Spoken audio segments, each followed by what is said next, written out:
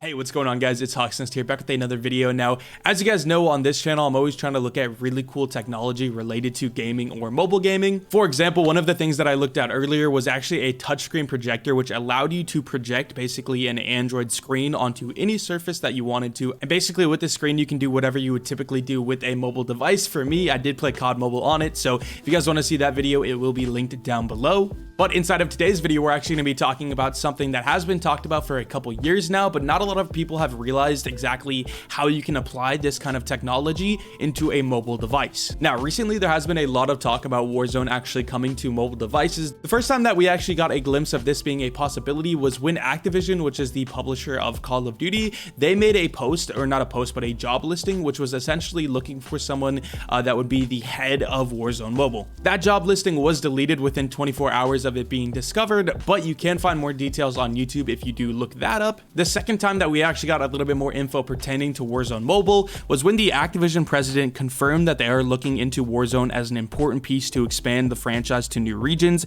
including mobile. But at the exact same time, they also said they had no concrete announcements yet. But in today's video, we're going to be looking at technology that allows us to play Warzone on a mobile device with nothing but our phone and a Wi-Fi connection, as well as a controller or keyboard and mouse if you do want to make the experience more comfortable. Now, it's not perfect and not everyone can use it, but I do think it's technology that is really interesting, and I think you guys will enjoy seeing how it works, as well as what other things you can do with this. First, let's go ahead and actually show you guys some footage of this actually working. So what you're seeing on your screen right now is me playing Modern Warfare. I will also show you Warzone, but Warzone and Modern Warfare are essentially the exact same thing. The only difference is Warzone is free and Modern Warfare is paid for, but I have already purchased Modern Warfare on my PC, so I do have access to it. But anyway, as you can tell right now, we are playing Modern Warfare on nothing but my iPad with a keyboard and mouse plugged in. Again, you can also do this with a controller, which I'll show you guys right now. Here is me playing Warzone with a controller and my phone, and nothing else is included. I'm not using a PC or anything like that. The only thing that I'm using is a Wi-Fi connection, my phone, and a controller connected to my phone. We'll go ahead and break down the limitations and details of this very soon, but first let's go ahead and look at exactly what's happening here. Now, right now, I'm actually using a software called Shadow. If you've heard of Google Stadia, Nvidia Now, or any other cloud gaming platform, it's kind of like that, but it's more versatile. Basically, what's happening is you're renting a gaming PC and you're actually accessing that gaming PC wirelessly with any device that you want, including mobile devices. Then from there, you can download whatever apps or games you want from your mobile device. Then basically those apps or games will be installed onto the PC that you are renting, which again, the PC is going to be somewhere else. It's not like you're renting it, it's coming to your doorstep. It is going to be a totally wireless connection. Then from there, you could wirelessly connect a controller, or you could connect a keyboard and mouse if you want to do that. And then basically you can play on your mobile device from there.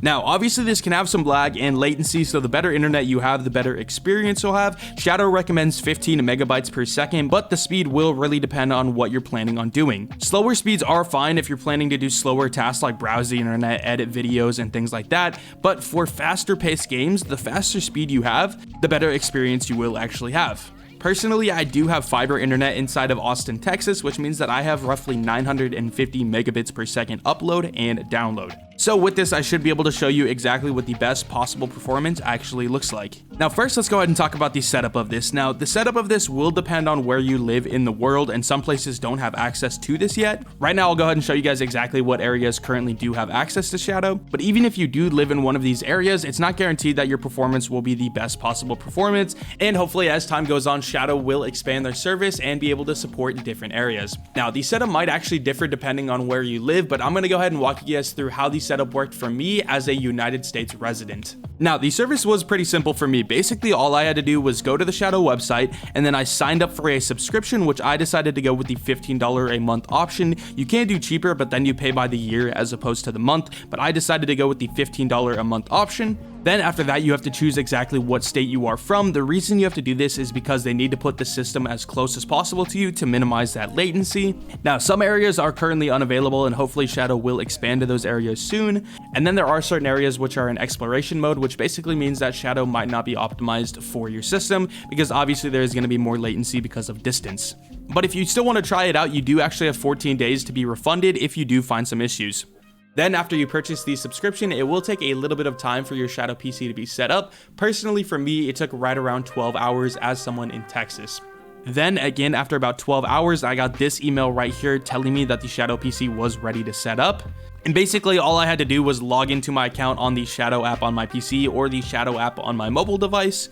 So the very first thing that I tried to do was download Warzone, but as soon as I tried to do this, I realized I didn't have enough space on my Shadow PC. So I went back to the Shadow website and upgraded my plan to get more storage. I believe it was right around $3 per 256 gigabytes that you do actually get access to.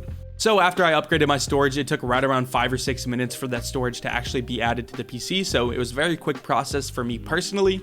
Then as soon as that was done, I downloaded Warzone as well as Modern Warfare just because I had purchased Modern Warfare on my PC in the past. So all I had to do was log in and I was able to download it again. Now let's go ahead and talk about playing Warzone on my mobile device through that Shadow PC. First off, let's go ahead and talk about the virtual controller. So on Shadow PC, you can actually put a touchscreen virtual controller on your screen, which I noticed to be really, really bad. It seems like there's a little bit of latency with that, and also you can't customize the buttons, positions, or sizes or anything like that. So especially on my iPad, I just wasn't able to press anything, and also on my phone, I did have a lot of struggles trying to actually press the different buttons. So for me, I just connected my PS4 controller to my iPhone or iPad, depending on what I was using, and that seemed to work really, really well. But typically I don't actually play console games, so I'm not super familiar with a controller. Although the controller did work pretty decently, I wanted to try using a keyboard and mouse, so I decided to go on Amazon and actually order a little dongle, which basically allowed me to plug in USB devices into my iPad Pro. So once I got this, I was able to plug in my keyboard and mouse into my iPad, but I did run into some issues where basically I wasn't able to use the mouse inside of shooter games because the cursor wouldn't actually lock and I wouldn't be able to look around inside the game. I'll just be moving the mouse and you'd see the mouse moving on the screen, but once again, you wouldn't be looking around. So I went to Reddit to figure out if I would be able to fix this issue, and Reddit told me that I just had to download the test flight beta version. As soon as I got that, everything seemed to work flawlessly. It also seemed like there was a little bit less lag with the system, so I personally prefer the beta test flight version as opposed to the version you just get in the App Store.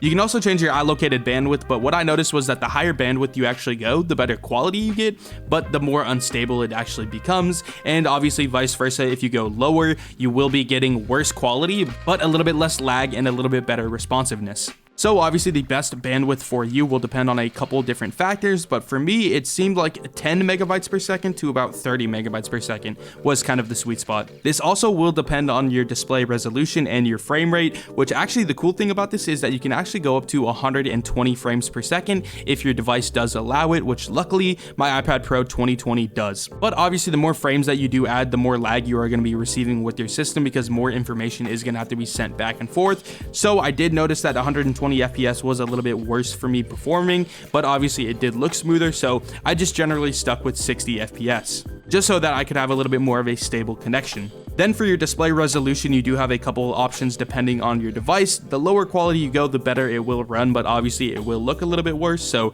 this really is just going to be dependent on you playing around with the different settings. Then there are a couple other settings that I'm not really going to get into right now, but basically they'll just kind of help you optimize your system depending on what you're using. Then from there, you are ready to go. Basically, you can do whatever you would typically do on a gaming PC, but you can now do it on your mobile device. But obviously something that's really important with something like this is going to be the input latency, so let's go ahead and break that down a little bit more. Now, how did I measure input latency? Basically, all I did is I would press a button and then I would see how long it would actually take for the corresponding action to happen on the screen. So typically, I would just press the jump button with my controller or keyboard or touchscreen or whatever it is, and then I would see how long it actually takes for the jump to happen. And here's my average results of 2 to 3 tests across a couple different scenarios. So when I had my keyboard and mouse plugged into my iPad Pro 2020 11-inch model, I experienced an input latency of right around 120 milliseconds. And when I used my Bluetooth controller wirelessly connected to my iPad, I got a range of anywhere from about 112 to 150 milliseconds.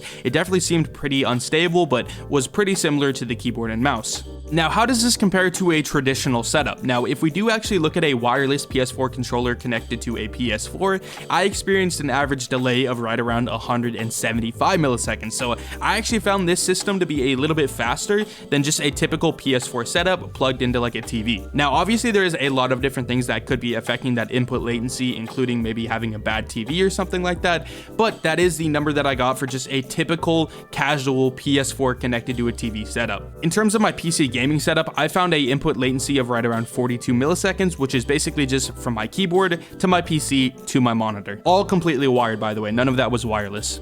And another comparison number is going to be if I do play Call of Duty Mobile on my iPad and I press the jump button on my touchscreen, I do typically get a average latency of right around 46 milliseconds, which is one of the best input latencies out of all of the touchscreen devices. Now, as you can tell, the input latency for Shadow is really not that bad, but you also do have to keep in mind that number one, I am running on basically the best internet conditions possible, and number two, it's not super stable. So typically with a keyboard and mouse or touchscreen or controller, typically you're going to have a stable delay. But basically with the Shadow PC setup that we have right now, there will be fluctuations in the input latency because obviously it is dependent on a ton of different factors that could influence it. So even though your average input latency isn't that bad, it will be ranging across a bunch of different values, whereas for a keyboard, mouse, or a controller or anything like that, it's going to be a pretty consistent number, which can throw you off a little bit. I did notice that the experience with this was very playable, especially with the keyboard and mouse for me personally, just because I'm used to that the most. So the system is going to be laggier than a typical setup where you're doing everything on one device or in one area, but it is still surprisingly good for a cloud gaming wireless setup with a mobile device. So that is it for the video. I hope you guys did enjoy the video. Let me know what you think of this kind of technology and whether or not you will be trying it out. Also, let me know if there's any other cool applications you guys could see for something like this. So with all of that being said, I hope you guys enjoyed, and I will see you guys later. Peace.